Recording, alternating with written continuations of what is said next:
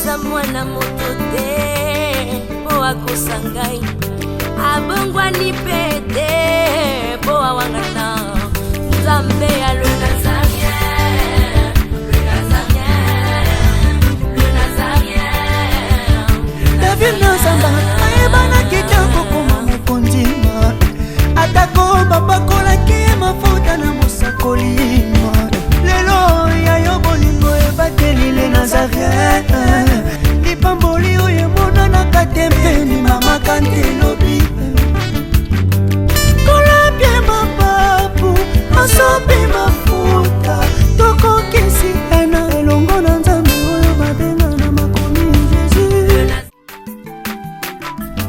aza mwana moto te po akosangai abongwani pete po awangata nzambe ya le Nazarien, le Nazarien, le Nazarien. David Nzamba ayebana kitoko koma mokondima atako babakolaki mafuta na mosakolima lelo yayo bolingo ebateli le Nazarien lipamboli oyo emonanaka tempeni mama kantelobi. Shalom peuple de Dieu, shalom bisikabiba Pilozwami, vous allez lui qui est belé à Kolandabiso partout dans le monde. Nous sommes toujours là, na chaîne Abisso les Nazaréens, autour de l'émission Table Sainte.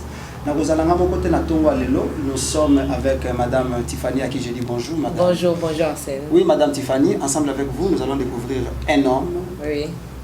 Je l'appelle maître d'école, celui-là on le maître d'école parce qu'il fait partie aussi des icônes de la culture congolaise. Oui, bien sûr. La personne en question, la binomo pour découvrir puisque c'est une surprise, Madame Tiffany. Ok. Je sais pas, il est licencié en anglais à l'IPEN. C'est lui là notre invité du jour. Notre invité d'aujourd'hui. Okay. C'est-à-dire il est licencié en anglais, il ne s'est même pas limité là. Il est licencié en animation culturelle, il est bilicencié. Animation culturelle et développement. Okay. La personne en question est le coordonnateur du journal télévisé chrétien. Je dirais le premier journal, il y a pas chrétien à Congo. Okay. Donc il est innovateur. Il a réfléchi qu'au TIA mouvement Asika pour le chrétien. Il est aussi coordonnateur, initiateur, il y a ONG Partage ton pain, la main de compassion, qui sera vraiment bientôt en marche. Il est organisateur de manifestations, il est conférencier, il est formateur, professeur d'anglais aussi, à qui nous allons découvrir, je pense, Madame Tiffany, ensemble avec vous et les téléspectateurs, pour redécouvrir. Oui, je pense que j'aimerais aussi saluer tous ceux-là qui vont nous suivre en scène à un moment sur nazarientv.com. Je vous remercie aussi de m'avoir accordé ce temps, d'être en face de ces grands hommes. Moi, je l'appelle bien mon grand frère. Donc, c'est un grand... Parce qu'il y aura des gens qui vont nous suivre en scène à un moment. Ah, Tiffany, Aïna Platona et Amax. Donc, j'ai dit déjà les noms, excusez-moi, parce que j'ai tellement la joie, c'est pour la toute première fois, parce que c'est un monsieur Oazo qu'on valoir un peu ébélé chez moi, et beaucoup plus aussi sur les Nazaréens. C'est lui, je peux dire ça clairement, c'est lui le parent de le Nazaréen. Oui, il a fait beaucoup. Donc, il a fait beaucoup, sauf que les Nazaréens, les Nazaréens. Donc, il a beaucoup participé dans ma conseil. Toujours, il est toujours à côté des Nazaréens, mais de loin. Au service de la nation, toujours. Oui. Simple comme jamais. Oui, c'est un grand... On en parlera. D'accord. Voilà beaucoup. Merci beaucoup, fidèles téléspectateurs. Natonga le lot, la analyse sur la marche où il s'est le 21 dimanche. Okay. Tiffany. Et après, tu as la paix, tu as le solo à l'église. Oui, puisqu'il est professionnel dans le monde, il est tout le temps avec les hommes de Dieu. Donc c'est un homme du terrain. Okay. En tout cas, à l'équipe, tu n'as pas pasteur Missoussou, n'a pas recherche puisqu'il connaît mieux que plusieurs. Alors ensemble avec vous, madame, n'a pas bande partout dans le monde pour découvrir les bishops, les bishops professionnellement, puisque c'est un ancien dans ces domaines. Ce que le bishop c'est en anglais. Tozo ngana no mamuke na technique to bela mama ya après to ya maye kozo ngana biso directement on découvre la personne en question.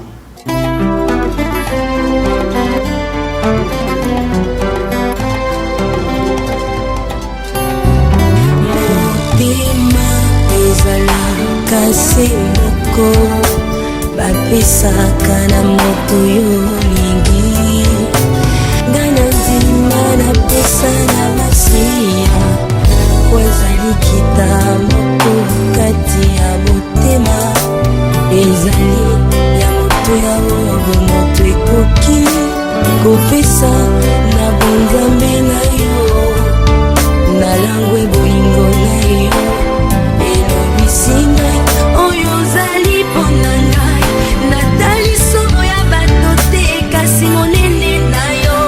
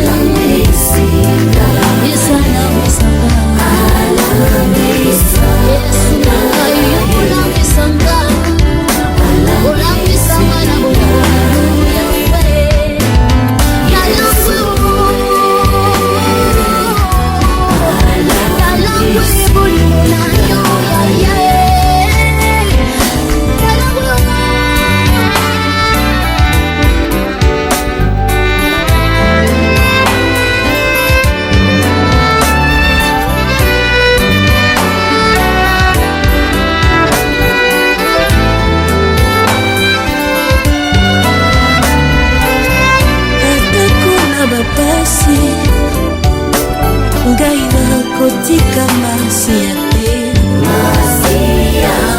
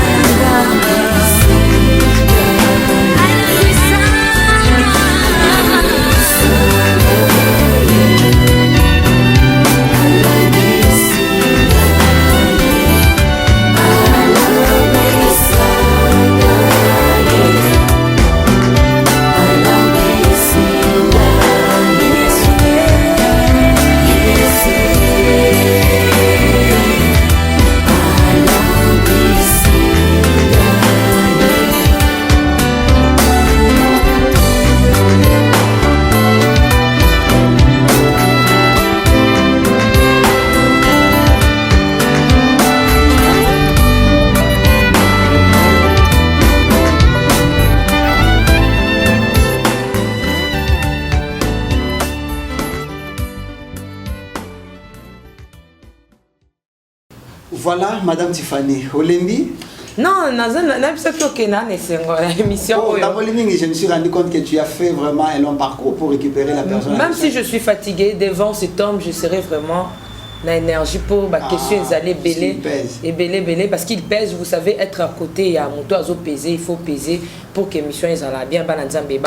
C'est ce que merci beaucoup le peuple de Dieu. Ensemble avec vous, nous les gens ont besoin d'écouter déjà l'invité. Hein? Ok, merci beaucoup. Nous disons alors bonjour à notre très cher papa. On dira papa puisque Tata Banebele.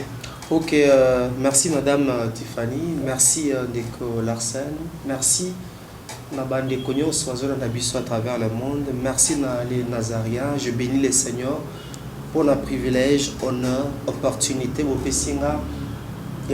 Pour la première fois, dans le site où il y a des chrétiens, de temps en temps, dans la Namsa, il y a eu occasion.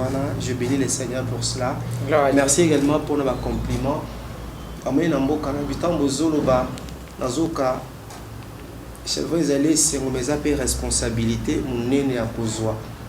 Il y a des Zambé, il y a des Belé, il tozela tokumisa mutuka so akufi tondimaka mutuka kaso akufi yango ngai asala témoignage te sur mutakufi jamais la témoignera te s'il faut que je témoigne s'il faut que je dise quelque chose au sujet d'une sœur d'un bien-aimé dans le Seigneur, je le fais pendant que la personne est encore vivante.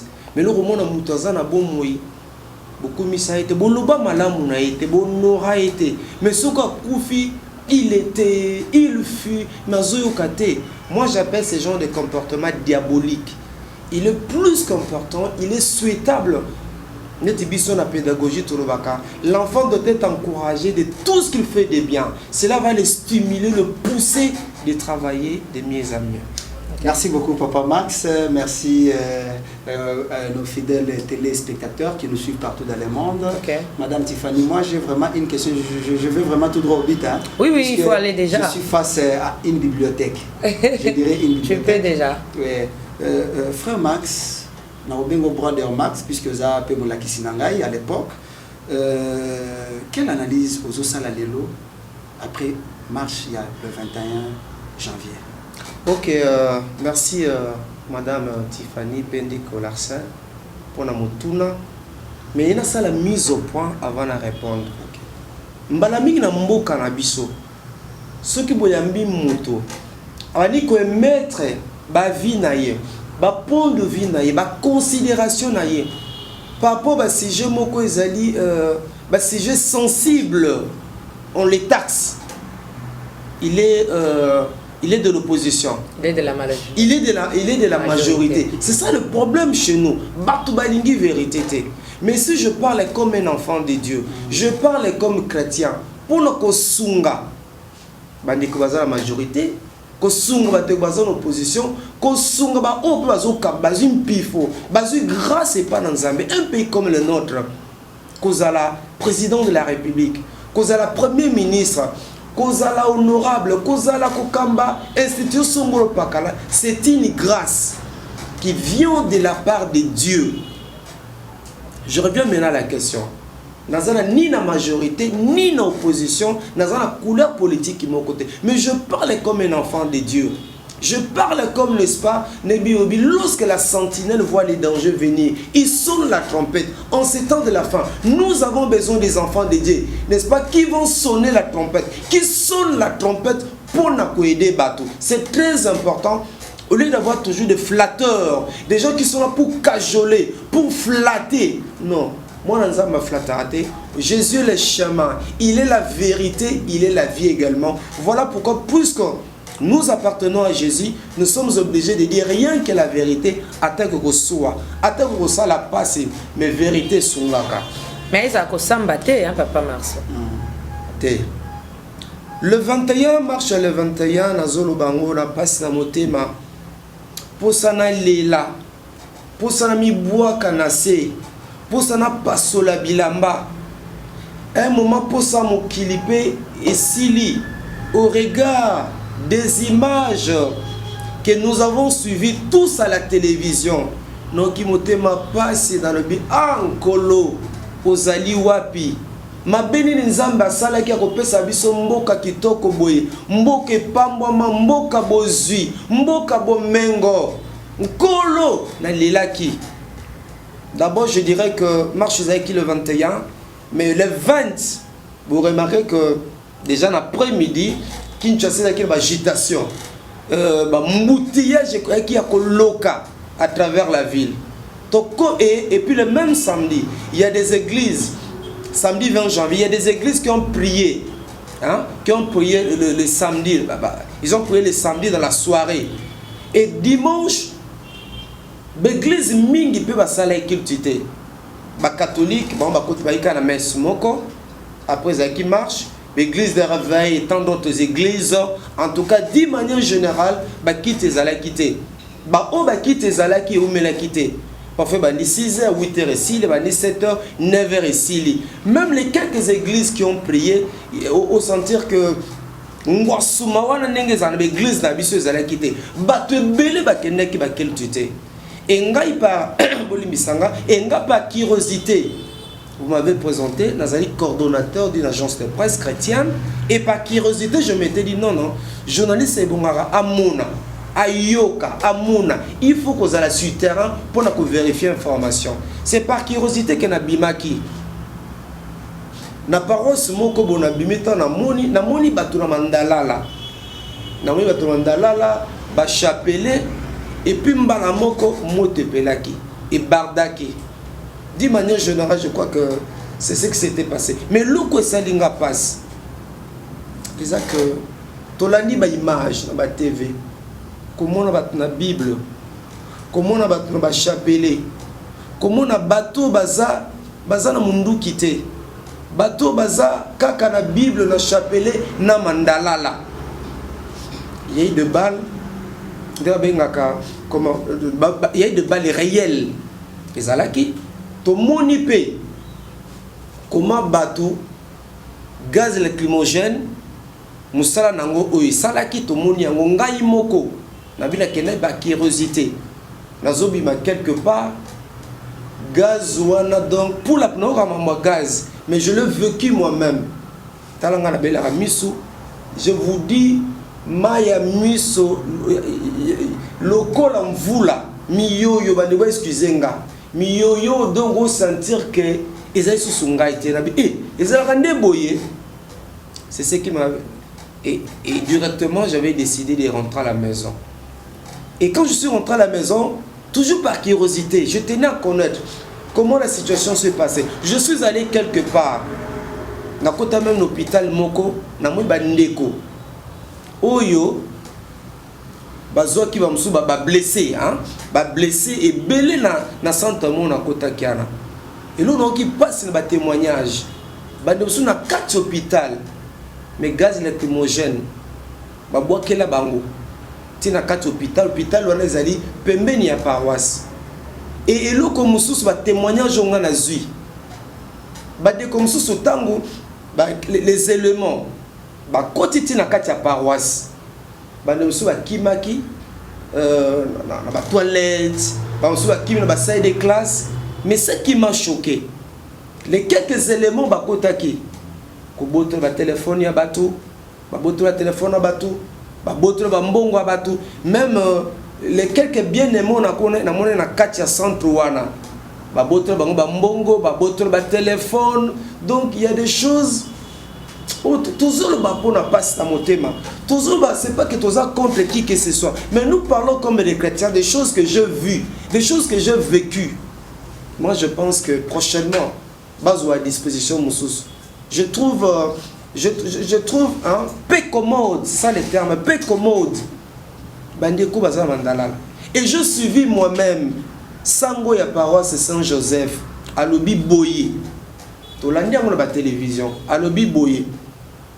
Misa masili c'est katoko toko bima pona ko tambola na sengela bino banzembo mabete bofinga pe ba kondite bango nde bazali bato nzambe apesi biso atako mbebe ezali atako mikakatoni ezali tokobondela mpona bango nzambe akosunga bango banzembo ya mabete boyeboye les images ezoleka mpe na batv mais et après nini tomonaki te na nsima nini tomonaki te na nsima tu vois ce qui me choque bato baza na mandalala bato baza na bible bato baza na bachapelet seulement na mwa église mosusu bato bafukami na Bible kana ba chapelet na bango en attitude ya prière komona makambo eleki wana eloko suna lela je vis un officier to la non pe na ba TV o akufeli mwana na ye o azali aspirante boki témoignage ndekwana ndinga lobi lo lenge mwana na akufi esali biso pasi esali biso mawa. Je crois qu'ils ont matière à réflexion et ça pour na biso bana na nzambe et ça pour ba ndeko na biso o baza o kamba biso ça pour ba ndeko baza en opposition ba ndeko baza la majorité et ça la passe. Mais les grands problèmes, pourquoi aujourd'hui il y a des marches? Nous devons arriver à répondre à cette question-là. Marche les alliés stimulus, marche les alliés motive. Pourquoi au respectaranga mingi maman Epiphanie? Mais jour où on finit ngai frère Max non répondre c'est qu'il y a un problème. Pour degré à respect depuis ngana yebayo. So moninga yaya oza yaya na ngai. Mais jour moka bonaye obani ko finga ngai. Je vais pas réagir. Je chercherai à connaître le pourquoi de ces comportements-là. Quel est le stimulus? Quelle est la motivation? Maman Tiffany Pende, pourquoi aujourd'hui il y a des marches? Pourquoi aujourd'hui il y a des villes mortes? Et c'est que Bandeko va répondre, va réfléchir. Mais la réponse est simple. Que les gens ne voient pas seulement toutes ces marches. Que les gens ne voient pas seulement des villes mortes. Le grand problème c'est la misère, la famine. La vie est devenue intenable. La vie est devenue insupportable.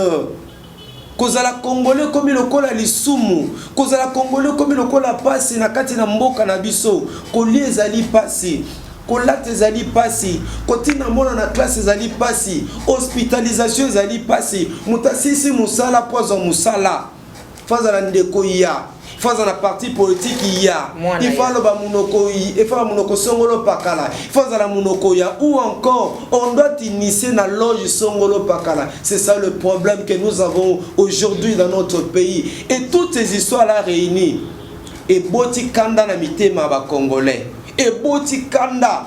Mais moi je me dis c'est facile de résoudre le problème le jour où nos autorités que nous aimons bien, nos autorités pour qui tous au de la pona bango, le jour où ils arriveraient par la grâce de Dieu à résoudre le social des Congolais, papa, mouton sala moussala foutakai conséquemment. Étudiant, azana bourse naïe, hein? Médecin, fonctionnaire de l'État d'une manière générale, azana qu'on se retrouve dans les foot naïe. Sauf si ça marche, est-ce que na robima? Je dois être malade. Merci beaucoup, Yamax. Gloire à Dieu, je pense que Yamax a suivi vraiment tant Yakoloba. Qu'est-ce que Oyotoza dans mon émission a analysé vraiment. C'est là, il y a bêti d'aller solo, mais Yamax, c'est qui la biso pétant, il y a ma question.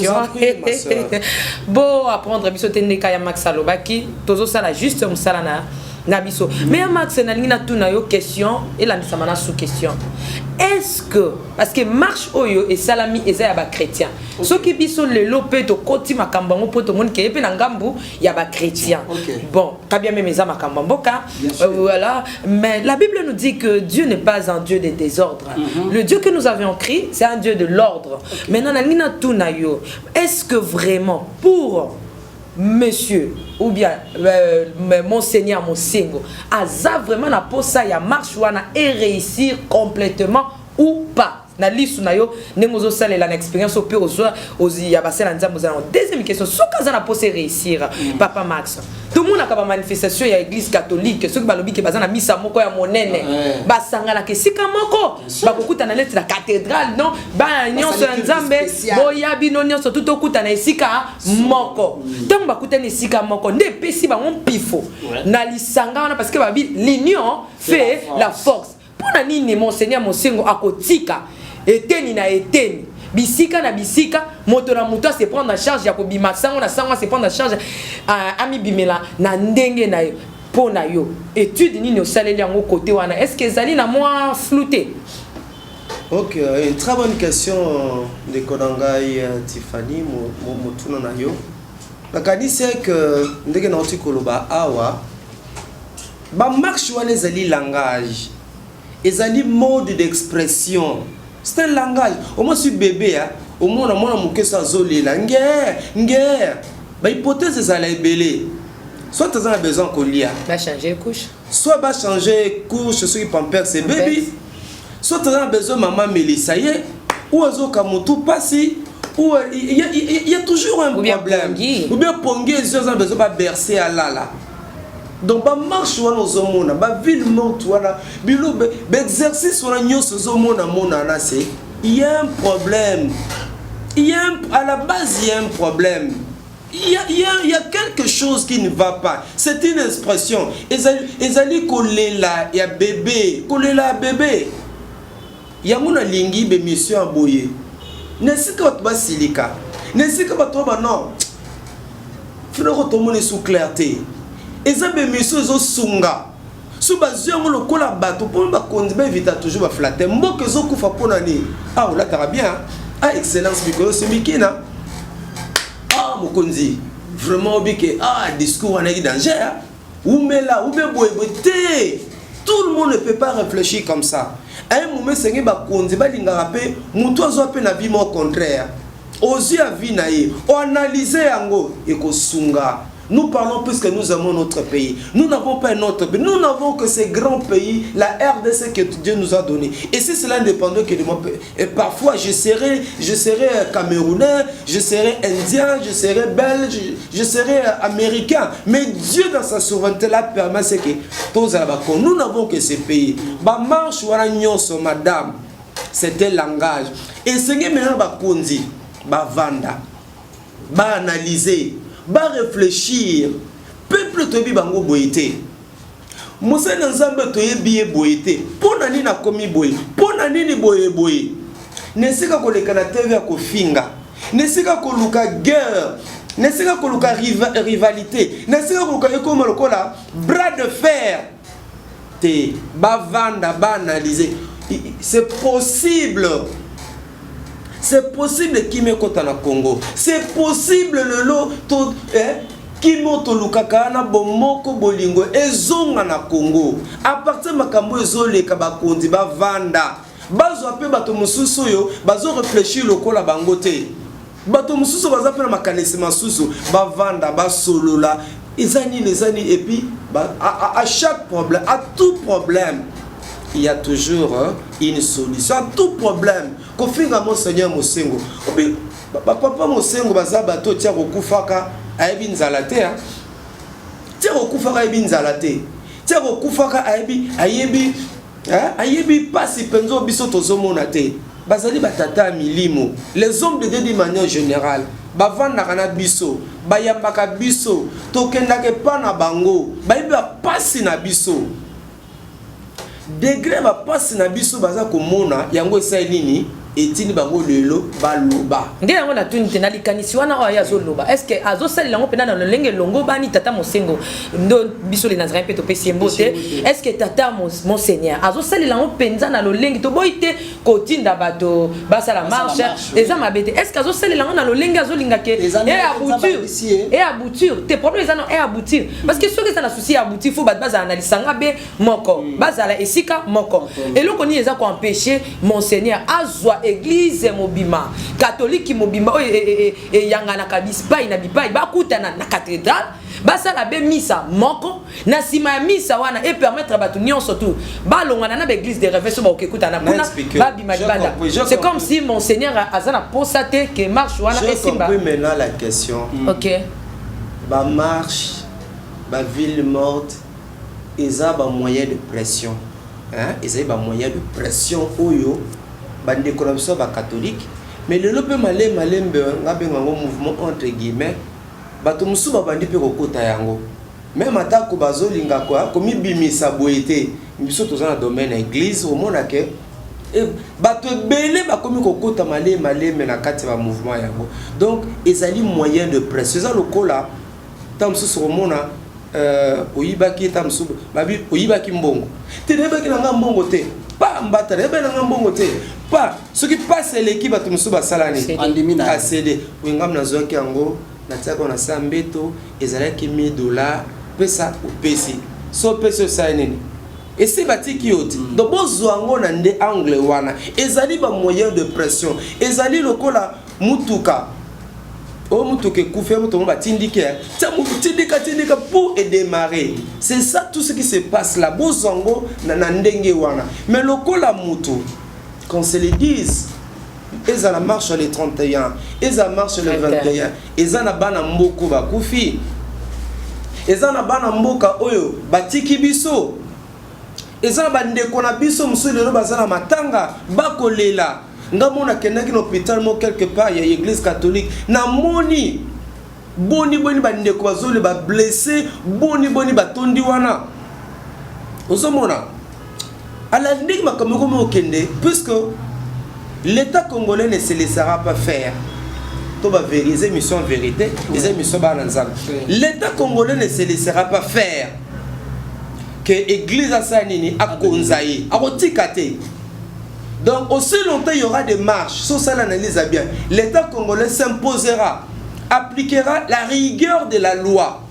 Tozo monango, batwaza mandalala, batwaza na Bible, bazana chapelet, mais il y a tozo mona comment l'État s'impose. Nanzia bagaz. Lacrymogène, nanzela makambo belé, tout le monde même quelques balles réelles, tout le monde yango pe na ba TV, tout le monde yango. Alors, moi je commence quand je réfléchis dans comment la que non tout bondé là. Na ba pisa sous dans comment la que non tout bondé là. Mais tout bondé peu mingi. C'est vrai hein, tout ba que tout bondé peu mingi. On t'a fait ça qui joue na ya retraite, on t'a 100 jours de prière. C'est vrai, les autres monde boza ba chrétien bilomi balé. Victoire et ou t'es pas dans Nzambe. C'est Dieu qui donne la victoire et la Bible dit l'homme ne triomphera point par la force. Et basali sakanzambe te. C'est vraiment comme nazo mutoso ah frère ça comme go baby ça. Ah comme go baby ça. Non, je parle comme chrétien. Basali sakanzambe te. L'homme ne triomphera point par la force. Sans Dieu, nous ne pouvons rien faire. Rien ne peut se faire sans l'appui de Dieu. Ma soeur, mon frère, si Dieu disait oui, Lelo Nganzambe El Shaddai, le tout-puissant, le véritable Dieu, l'incomparable Dieu. Et celui qui nous a mazana maboko nae, azana bo moya mona sur toi Congo. Comme on a li koloti na se. Si nous avons lelo oui. Ngai Nzambe, je suis pour le changement du régime. Ngai Nzambe mokele nyoso, ngai Nzambe na bi banda lelo. Ngai Nzambe, je suis pour le changement du régime. Dis-moi, qui s'y opposera? Papa Max. Nazo kende yebisa ngai. Nana roté mais la volonté Nzambe. Nani mutumo roté mais la volonté Nzambe te. Ce Nzambe le lobi OK. Na moni nzala ba congolais. Na moni passe ya ba congolais. Na moni boumbu ba congolais. Na moni boni kolia passe bana nga baza ko nyoko tout est devenu difficile. Le qui ndumba ekomi na mboka bana basi likola 500 francs congolais bazoka banzoto na bango 1000 francs congolais azoka banzoto ba parents bakomi irresponsable bazoko kalisusu te bana bakomi ko se en charge fonctionnaire de l'état. Moi j'étais professeur d'anglais pendant plusieurs années, mais vous savez pourquoi j'ai abandonné l'enseignement? Vous savez pourquoi j'ai quitté l'enseignement? J'avais 20 heures par semaine, mais c'est que j'ai touché moins de $100. Yebisanga ou foute la kandako, oko vivre en dernier. C'est comme ça que nous avons Nzambe aza congolais. Nzambe azali congolais, pour ceux qui Nzambe te, Nzambe tanga tala rabiso na microscope ya Lola, mais microscope social ya Nzambe, tosi to kufa kala. Mais tozali à cause de bolingo na Nzambe. Et quand si Dieu dit non aujourd'hui dans le régime, abi non, c'est fini. Après si bango mu Congo yebisanga nani nana ko s'opposer na Nzambe, nana ko sambisa Nzambe, nana ko bundisa Nzambe. Nani pesa bato elikia. Papa ngai penza maokamboti koloba awa na moni za na mutuya na kozana na mutuna esika ngo. Mais la linga kino tozunga mwasima par rapport à ba marche. coup de balle et outil benzaka kaboité to zana bino na Kinshasa to vivra ka jamais ko ta policier pa bandi ko betaka boy peuple atamboli pe non seulement avec la Bible non seulement na mandala mais aussi mabanga c'est parce que ba agent à force va trouver que nos peuples comment qui isko ko tomboka ko kende au-delà ya objectif d'après yo tango zotala baban et qui pamba ou bien il y a eu un stimulus comme vous le dites souvent c'est par rapport au peuple mabanga bazo bamba bazo luka banda kwa bakonzi pona ko piller c'est ce qui a fait papa Max comment je crois que le kola bana na Nzambe nous pouvons pas moi na Nzambe un bon chrétien au ça pillage ta un bon chrétien il yibate un bon chrétien il comme na makamonyo banti valeur te voilà en bref chrétien rosala la promotion la promotion banti valeur te ça c'est nous ne pouvons pas encourager cela nous sommes les éducateurs tout ça les missions sont en mais on soulève qui peut en athée hein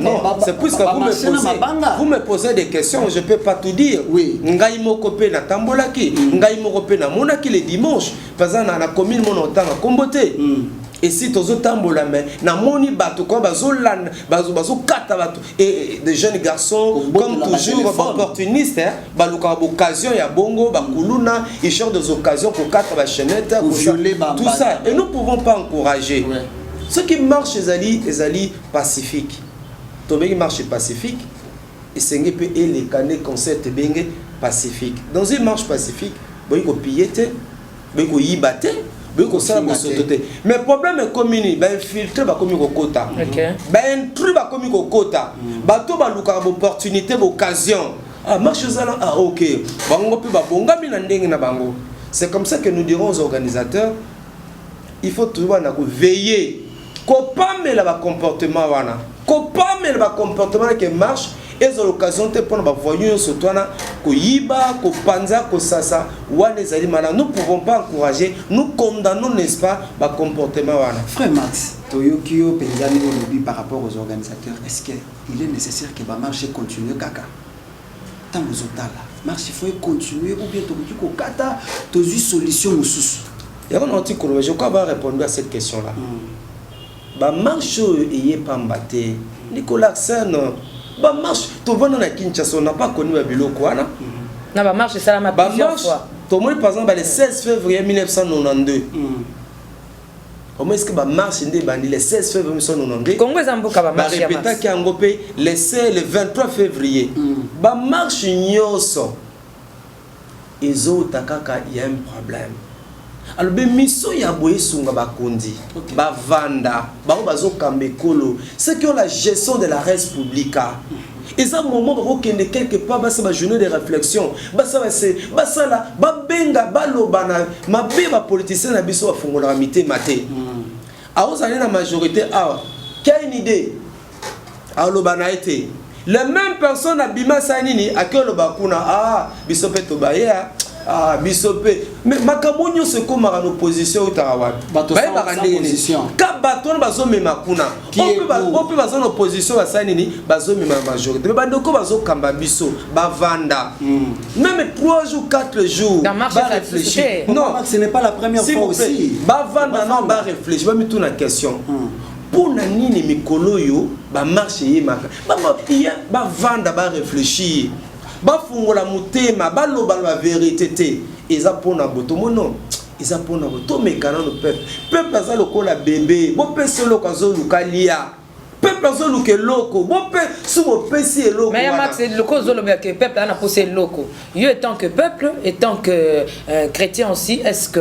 oyebe loko peuple a luka na minute actuellement mais na lingi écoute papa obi que na rozwa na $100 na rozwa par exemple $20 na pesio mais parfois on a $100 na yebi poche na ngai vraiment ne na za na yebi poche na nga so za mbongo to na mbongo te mutu ayiko kosa mutu na kosa conscience na été okosa pe nzambe te mutu ayiko kosa mutu akosa nzambe te akosa pe conscience ya mutu moko yebi bakambi na biso baza bato mayele baza pe bana na nzambe bayebi bango moko ce que demande le peuple les souhaits du peuple ils le savent bayebi yango matala ah et loko peuple azoluka to pesa yango kimia kokota na mboka peuple congolais mesana kotambola na kimia a mesa suba pesi eloko wana kimia kokota. Et je profite aussi badeko bazoleka ba TV ngambo na ngambo ayez un bon langage à la télévision. Ayez un bon langage. La télévision n'est pas faite, n'est-ce pas, pour régler les comptes, n'est pas faite pour cela. Bato ebele bazolanda biso. Imagine tozo pesa nambo na libanda mboka na biso. Bato bazolanda biso. Donc bakonzi o bakonzi ba institution bazali na responsabilité munene na ngonga oyo. Basale la posa à population. Ba répondre ba besoin ya population. Boko mona kimi ko papa vie komi pasi. Même Thompson, tu commences à demi-terrain.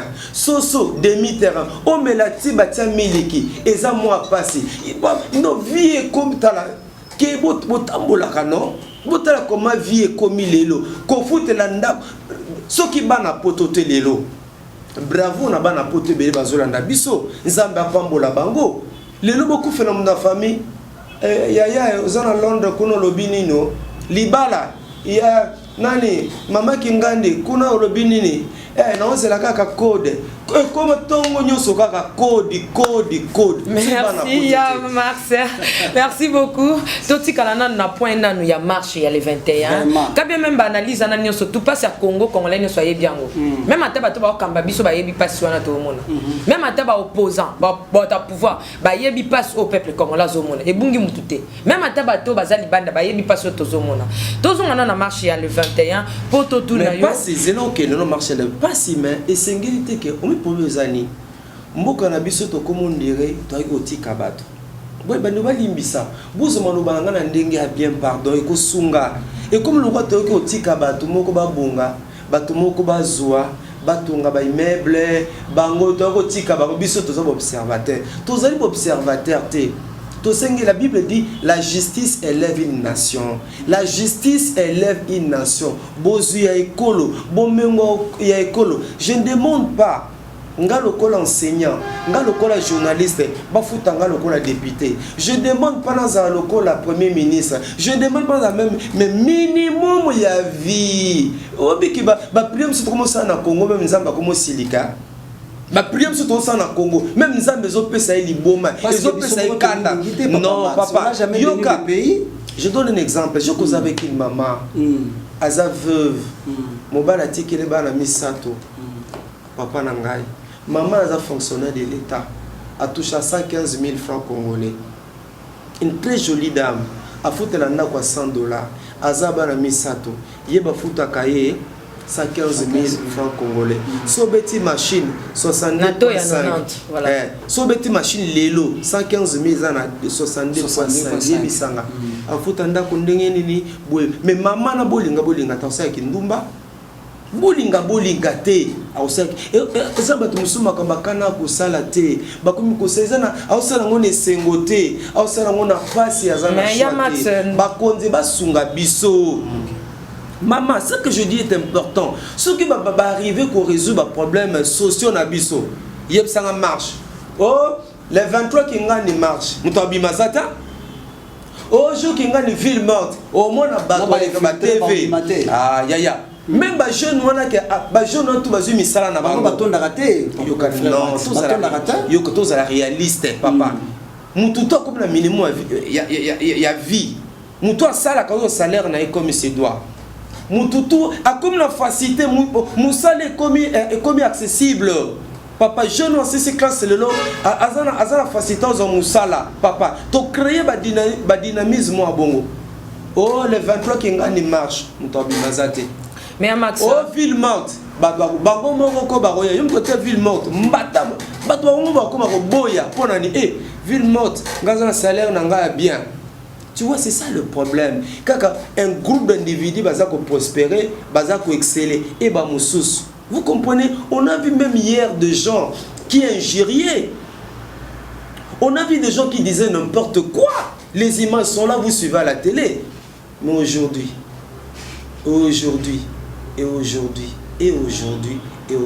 mais moi je crois c'est encore possible. Dans ce cas, Congolais va désespérer. C'est encore possible. Nous prions pour les autorités. Nous prions pour vous. que Dieu a élevé en dignité. Moi, ma question, ma belle nzamba salaga pour na bino za bakombina biso. Ma belle vraiment nzamba sali. Li somo ni nzamba sali ya pour na bino bokamba biso. No biso tozo bonde la pour na bino. Bolinga biso. Bolinga biso. Tata malamu. Allah la raté subana ne bazana nzala. Nga soki na tike loko te pa na ngai. Na ye pa no pesa na biloko olia na olia te. C'est un principe. Nga soki na tike na ndako na ngai nzala comme tout parent. Nzala penza ya nzabe mwana classe mwana na ngai ba bengani na classe. Toute activité cessante. Je me sens mal à l'aise na komi kotoka na komi yoko plus nga na tangi. Papa, faut s'imaginer ba mot comme ça to quoi biso boy. Au bureau qu'on appelle ba boulot bien. Je suis licencié en anglais. J'ai enseigné pendant une vingtaine d'années. Licencié en animation culturelle. Aujourd'hui, je suis étudiant en droit. Mais depuis dans sa classe, à part enseignement na kata, na bazonga na musalate. Étudiant en Canada. Oye bisanga te ko bisanga te ke naza maudit. Ko bisanga te naza malédiction. Ko bisanga te non. Papa naza malédiction te, naza na blocage pété, naza na botutu te, naza na ngote. Mais yebisanga système ya mboka. Chance leur au pamba. Excuse-moi. Oui. Chance leur au pamba. On ne sait plus qu'on des compétences. On ne sait plus mettre l'homme qu'il faut. À la place qu'il faut. Batomi bazoza misa bato ba jalelo. Aena TV, hein? Alors bien, asali jalelo yembi le au vice-ministre. Ayekuna yembi umela yonde danger le ministre. Et puis so mena bato ba jalelo te. Tout le monde ne peut pas faire des jalelo. Tout le monde ne peut pas faire les jalelo. Ba tenir compte de la compétence. Tout le monde mboka chancellor au pamba, chancellor au pamba. Non. Et puis mututo zole kana TV o umela elingo bateke mutona lingaka lo bateke mutona lingaka preuve moko ezate que puisque mutona bike umela yonde kalingaka eza faux ba flatteur azolo kamo eloko tona Kinshasa to ba principe les mains massa toyoka rapide to ba journaliste kolana none na zolo bana te mon frère naloka mo mbongo na zo mo musana nga na battre la famille nanga mais na zala na bino no position mon frère wana za TV ala nga ja TV toyoka kangote.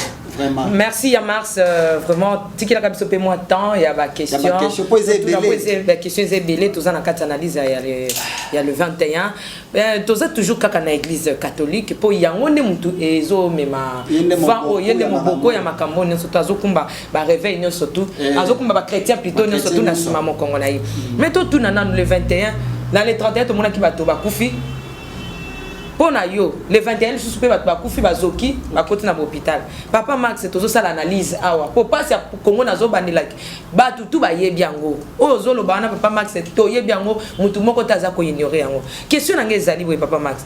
Ba kufa ki le 31. Ba kufi le 21 ba pota. Le 31 to moni ba sali messe. Mais c'est ça l'ennemi. Na kati ya marche wana est-ce que zakaka ba congolais ba catholique nde bazokende koyenga inga kotambola pona kobundela mboka to pesa na église mususu ezokota po bazomona ke pa na bango ezate to s'infiltrer na souci mboka na kota na bundela pe mboka batu wana pe bazoso ba blessure bazoso pe makao misa wana papa mosengo azosala ezali misa ya ba congolais nyonso tezali misa ya souci ya ba catholique oyo tope bana na epenja solo église catholique ba kufi tope bazoki misa wana ezali pona ba congolais to pona église catholique wana motuna na ngai ya na répondre na mukuse pour ndena ote koloba awa vent oyo mopepo ndenge zokende malembe bandi kolongwa mouvement ba laïque catholique. OK. L'église biso to sa mission eza même ba mangomba misusu bato na cesse ba komi kokota na yango pour bato benga biso ta ba mission zole ba numéro na biso za na TV. Il y a des pasteurs de l'église avec qui nous appellent. Il y a même des mangomba misusu ba benga biso par exemple dernièrement l'église mon abi écuménisme ça ba catholique na ba protestant. Pasteur abbé catholique na côté chez les protestants. Et juste après matin abbé wana sanini après se communiquer. Et les protestants, ils ont approuvé. Et moi-même, j'étais dans le cadre d'un reportage.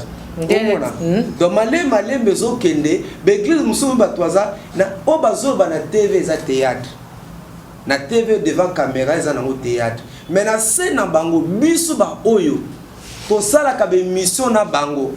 Parce que moi j'en appartiens à aucune église. l'église corps de Christ, l'église en général. Mais d'une manière générale, malembe, mouvement oyebani kokota na mangumba nyonso. Voilà pourquoi na bandeko bazo kamba biso nazo basa la diplomatie. Basa la nzela la sagesse, nzela la diplomatie, koluka koswana bango.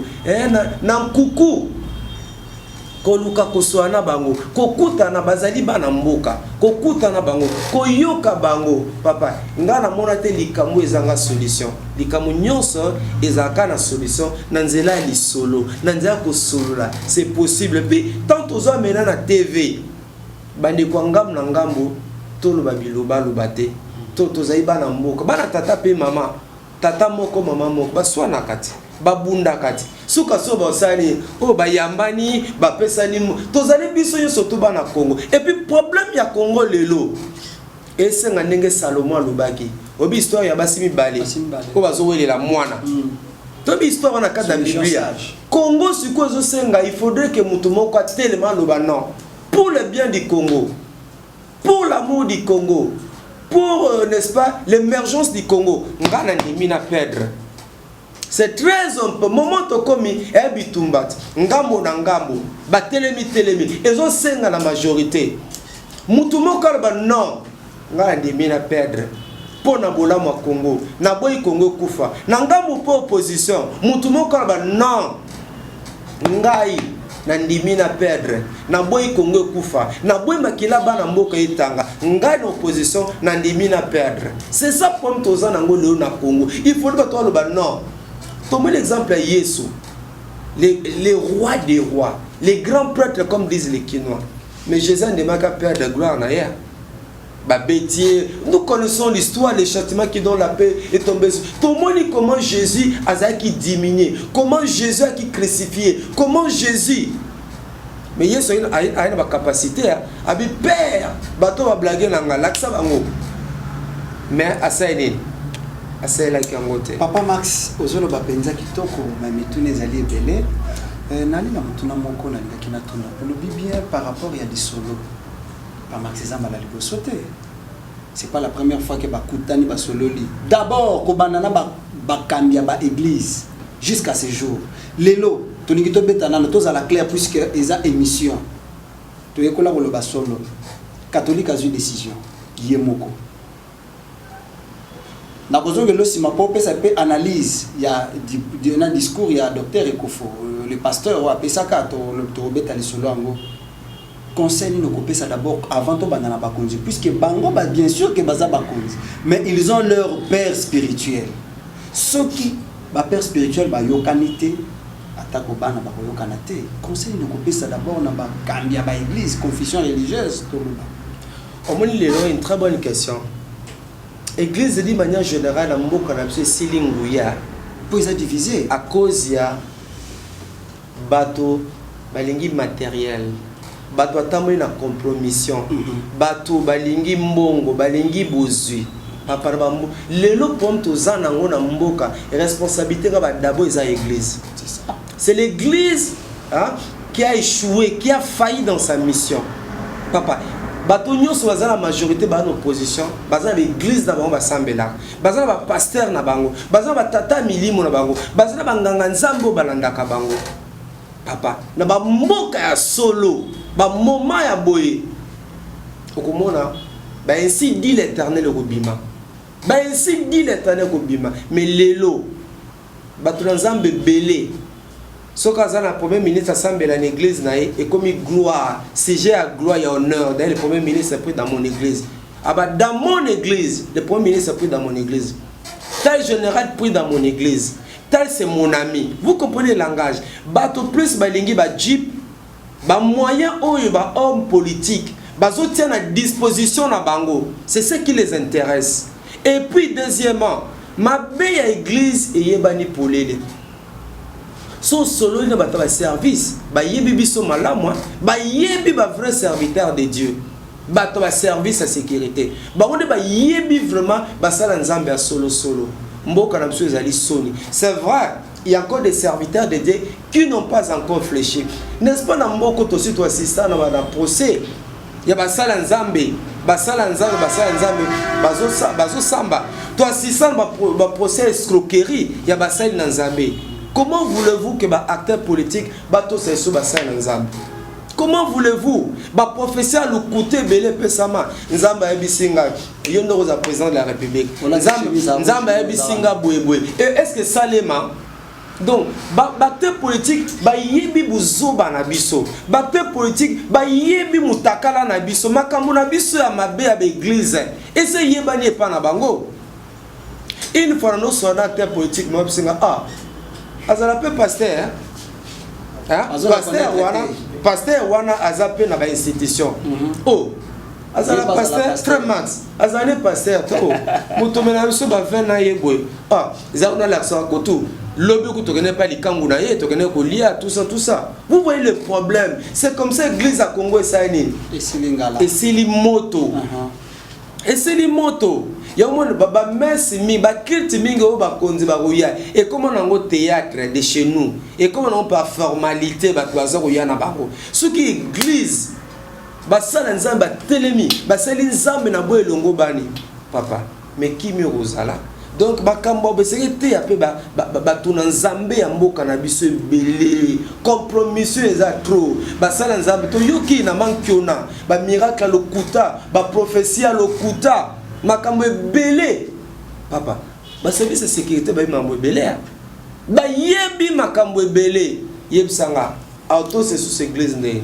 d'abord ba pasteur bango na bango ba yoka na te makambo yebi tout ça papa yebi sanga nyonso yango zomona bemebe misom soto salaka mutayina ko bana TV ka alo be mutemezelo mususu ezate makambo ebimaka na TV ndeza solo munoko nde mutolo baka na TV mais mutema yebi vérité. Papa Max question ce que to tunya mote ba zota la biso ba ko zela yango pamba te to mona ki église catholique ningo lo beza langage ba telemi na langage na bango protestant pe ba la kisi déjà elongi na bango ba musulman pe ba bibai déjà ba la kisi ba meki ko la kisi elongi na bango to tuna yo liso nino tale l'église de réveil Nathan au tout ça. D'abord il nous a moi mon cœur plus que découvert qui message à Monseigneur François David Ekofo. Oui. Dans l'année de la TV, tu me suis finga, ou bien mboka na biso ngana comprendre raté. Donc ngana rose a na vie que Tiffany tu peux pas réfléchir comme moi. Impossible. Tu me connais ça roya. Ndeko zola nanga pe ngalo tozala to raisonner ndenge mon côté. Sinon mokili aussi là. Na psychologie tozo na classe wa lobby. Chaque individu est individuellement individuel. Dans la Bible lobby, je connais les projets que j'ai formés sur toi. Vous comprenez Nzambe? Le projet que Dieu a pour moi est diamétralement opposé à celui qu'il a pour ma soeur. Dieu n'a pas un projet commun pour nous tous. Le projet de Dieu est particulier, spécifique, est individuel. Alors, mon Seigneur, le leçon na TV, au lobby le batoni maté resepeli sabango. C'est ça le problème mboka na biso. Bokena poto, amen. Boko bonga, amen. Boko bota, amen. Umela pasteur, ezaya solo. Bangulo na bino bakoyoka soni. Amen pasteur. Au lobby a solo. On me dit déjà maté atomeseni se batona mboka. Des enseignements taillés sur mesure. Maté apona resepeli sa mutu. Mutu nzango wasuna lobby o ministre wana yenda futelanga ba billet suna la lobby loko yo non raté avantage à cause de avantage na biso to bebisi évangile à cause de intérêt na biso to tordre évangile comme taillé sur mesure. Alors bato ba yemela bakuti un autre évangile il y a pasteur Ekofo un autre évangile bango bazela kité évangile bango bazela kité le ce que tozo chaque année tozo kanisa Patrice Emery Lumumba tozo kanisa ka musée le urbana ndenge nini yo samba nande ko moko za cadre na majorité urbana ndenge droit de l'homme on yo bana ndenge nini tinga na za na ngani logote na nde ko za caporal te na za nde depuis na botama na tande ko ministre te na za nde ko général netinga na nganga apa yesu nganga mwana livulu ya côté ndako za côté ya se ya mai nganga yebisa négatif non ça mana bango nde na zolo baboy Et c'est ça, tu bomi ba valeur na kati ya mboka, tu bomi ba richesse na kati ya mboka. David Ekofo, le pasteur, il a prêché comme un évangéliste. Il a prêché comme un évangéliste. Tomara Yesu Masia na temple, Jésus n'avait pas bercé les gens. Fibou ya ba kanje bima na temple. Même Yesu Yemoko, race au moins Yesu race de vipère. Jésus a le bayango. Yesu a le bayango. Même Jésus n'a comportement naé. Côté musaki loko la tata, côté musu pari na fimbu ya bakanja pour na kobeta. C'est ça l'évangile. Il y a pasteur Ekofoté, il y a des choses qu'il a dites. En tout cas, et quand même penza na Bible, vous sentez quand même que oh mutu penza zo le problème la Bible est allé. Le Saint-Esprit, un bon prédicateur de la parole, lorsqu'il sait qu'il va prêcher tel jour, il se remet au Saint-Esprit, il se remet à lui, il a les regards fixés vers le Seigneur, parle-moi, utilise-moi. Un bon serviteur de Dieu, la serment, un règlement de comptes. Et je crois que puis un homme local, pasteur Ekofo, il est à féliciter. Il est à féliciter. Pasteur Abomba Mingita, Yonani Lona Kinshasa, pasteur Batameka na compromission. Ote devant Bakondi. Ngasunagi Mokondi. Mais dans le pasteur Ekofo, Azota cadeau. Je dis la vérité. Merci beaucoup, mais cadeau, c'est que non, Osa Lombe Mobile Papa. La plupart de nos pasteurs, devant les autorités, à bercer Bango, il y a solo. To sepe neboye awa nebonoré biso na simazo zela moi azofla lumumba sala kinzambe bilepe bo sala nzambe. Mais lui il a parlé. Il a parlé, a joué rôle à sentinelle. Mais à sonner trompette. À jouer rôle à sentinelle, où sont les autres? Parce que Batoiseau Talamis na ba te betka na réveil hein. Pour Batounès aussi ba télémi. Tout ça c'est un coup de soufflet. Il y a réveil. Nasaki émission moko ya munene ya 90 minutes. L'évêque général avec Ankenza Mwanambo. Obinga na principe nga ya TV ya. Na bindenge ba na binde ba flata mutute. Ngati mkonzamba obenga nga aiza abeza b. Je parle comme chrétien. Mais sungaka émission modèle oyo bakondi bazwa yango bavanda banaliser yango et osunga bango. Et là sur la cause audience nana yambanga mutu kwa netinga bo nana ne logote nana yambanga mbale bele. Moi j'ai écrit aux autorités ya mboka o na pesa bango ba proposition. Malheureusement na mona ba proposition nga ba koma ko sai ba musu ba salela yango sans même ko benga ngai ba futanga ta droit d'auteur. Tika nzele émission ya Tiffany to loba oya mabeba sa nini bazwa te bakane la pe bisote le na mboka quand vous dites de vérité il faut le kola boma avant na wapi eleki. C'est ça le mal, papa. Nous avons profité de micro na bino.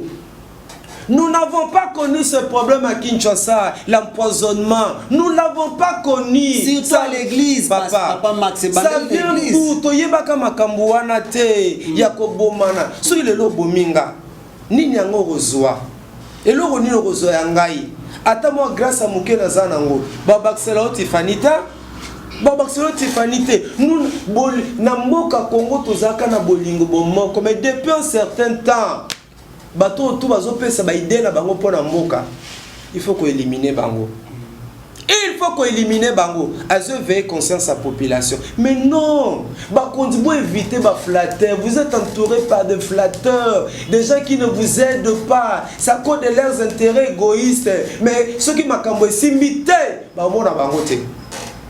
Ce makambo simbite ba komolaka bangote. Là tout ça vous comprendre. Merci beaucoup papa Max. Mais papa Max a répondre à ta question il y a réveil hein. Il y a réveil. Je disais tout ça que mission là papa Kankenza. Évêque général avec Kankenza Mwanambo. Mais tout na tout botu na ngonga na tuna yango. Na tuna yango sobeli na pesa bine mission wana. Tolanda yango. Na pesa bine mission na site bino pe botia na tuna mituna mibali. Na tuna ye mituna mibali. À se défendre qui peut l'endiguer. Mais je crois que le lot crise aux Anamboka, ils ont affaire à la catholique, protestant pas zola lanzala, catholique on a nzala qui bangi ce musulman on a nzala c'est aussi pour occasion de mission boye l'église ba vanda ba sangana ba vanda ba sombi kinyama kanisi pona bomoko ya nini problème ya mboka eza da solution dans l'église église a vanda ba solola ba konzinyo sa mboka baza bana basala nzambe so za mta catholique to za musulman so za musulman to za kimbangiste oza mta orthodoxe oza protestant église de réveil boudidi ya Congo soki kingani bavanda ba aider ba politiciens bazali bana na bango ba yi politique pe ba yoka kapé koyoka ezali très important koyoka ezali très important j'espère que na moi moke tolobi oyo epe ko sunga tolo bango na passe na motema c'est puisque nous aimons le Congo et ce n'est pas un hasard d'être né congolais et je suis fier de l'être mais si on comme na mboka na ngezo simbate suna kangi munoko na sai lisumu la Bible dit pour l'amour de Sion je ne me tairai point pour l'amour de la RDC je ne me tairai point c'est aussi ma contribution pour la reconstruction de notre pays et puis bah jeunes politiciens bah jeunes beaucoup de partis politiques les respects aux aînés bah jeunes beaucoup de partis politiques les respects aux aînés bah jeunes bon ça va marcher bien ma politicien bah jeunes beaucoup d'occultisme bah jeunes bah sous collabinoté. Il y a de l'espérance pour ceux qui vivent. Un jour de comment bien Max ça m'a yé les mingo tant ba classe belé maintenant na mona rayo ya ba suko na mona ngande ngana mobolata c'est le système du pays na mobolata je veux plus de certains ministres je veux plus de certains députés je veux plus de certains mandataires parfois qui n'ont pas mon niveau mais comme chancelier au Pamba azana noko na za na bazé yonde ADG ya fioti quoi azana ndeko na ba tié. Mais nous avons le regard fixé vers Dieu. Et nous croyons que Namboka nous sommes en Simba. Nous croyons que Congo nous peut la meilleure. Jeune, jamais qu'on va te Kamboka. Longolango. Jeune, nous encourageons le pillage. Jeune, nous encourageons la injure.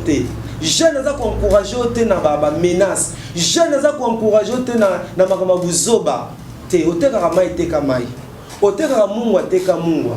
Oza kambi c'est ça là en attendant c'est la lipamboli l'encolo car de la poussière tue le pauvre pour le faire asseoir avec les grands et la Bible dit il a promis qu'il bénira le travail de nos mains nga nazalaka mona musala non servi batu café na wenzalemba nga max na chayer vix chona vix mantole ça va mais kako ça va rico na ça on a zambe mais pourvu que dans on a des classes.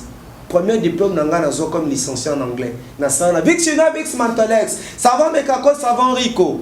Et papa licencié. Na bande sous classe. Vous comprenez? Mais toi c'est la bilaka nzambe. Toza lokola bakouk, fidèle au poste. Tebi qu'un jour Kalato m'appellera honorable. Merci beaucoup papa Max. Vraiment nous sommes très honorés ce matin à plateau Nabiso et à table sainte de pouvoir Koyamba. Papa Max Ouazali, coordonnateur, tu peux rappeler, coordonnateur général de la journée télévisée chrétienne. Azali Pélissousou, coordonnateur, il y a ONG Mounene, où vous allez la mise en place bientôt, première activité. Il y a la main de compassion, tu peux le bélaron Malassima. Maman Tiffany, au finish, je comprends que frère Max, le lot aligné ça la droit pour la kanda. Injustice c'est le kinamboka. Wana pesa to kolobelango sima. Par rapport à l'émission. J'ai béni le Seigneur pour na honneur au Yamax. Ngana benga kemi Yamax. Sinon benga Yamax na Santaza Nicolo vraiment. Vraiment honneur au Yamax. Apesibiso je dirais merci na yope une invitation pesinga na émission na participer. Nzamba za lokumu biso tozawana na service kandi Yamax azali. So ba moni l'équipe ba komo tuna lela zrien za la wapi azalaka wapi non tozana biso kana Kinshasa toza na service ya Nzambe, na service aussi à la nation parce que la Bible nous dit nous devons prier pour la nation. Donc nous avons de la pour Mboka na singeli patalaka. Mboka na c'est un peu ça l'amour du Congo prime vraiment dans mon cœur vraiment. Donc Longola Yesu, ils a vraiment Congo Mboka nangai parmi bateau bazo primé Congo vraiment zo primé na kata motema nanga. C'est un peu ça. Merci beaucoup. Il y a Max numéro et téléphone na yo. Numéro na biso zali simple 00243 89 64 80 627 00243 89 64 86 27 d'ailleurs numéro oyo Tiffany akomi wana na kombo nanga na C numéro wana zanga. Merci beaucoup. Tout le bali susuni pambate, nous sommes là au service de la nation. Toyambaki bongo lelo mwana mboka Max Mbenga oazali icône. Surtout benge icône to kozela te akufa poto beta maboko to banda koloba ebele pendant qu'il est encore vivant, protégeons vraiment cette grâce qui est mise à notre profit. Merci beaucoup. Vous allez qui Bella Kolanda Bisso partout dans le monde. Nous allons qui sur ce plateau. Nous allons qui bongo na Madame Tiffany ou Tomeka qui un peu kosombi ki nyamakanisi longo na brother Max. Tozana esengomi ki soki bolandi biso pe bomoni biso bo sepeli na biso bo pesa penza merci na mibali oyo kitoko. Il s'agit de Valentin Pelipe Alain Kiakala au bandima qui vraiment causera tant ya komisa biso na banda na bino. Rendez-vous à la prochaine occasion pe na numéro ya sima to pesi bino bye. Azamwana motote po akosangai abongwani pete po awangana Nzambe alona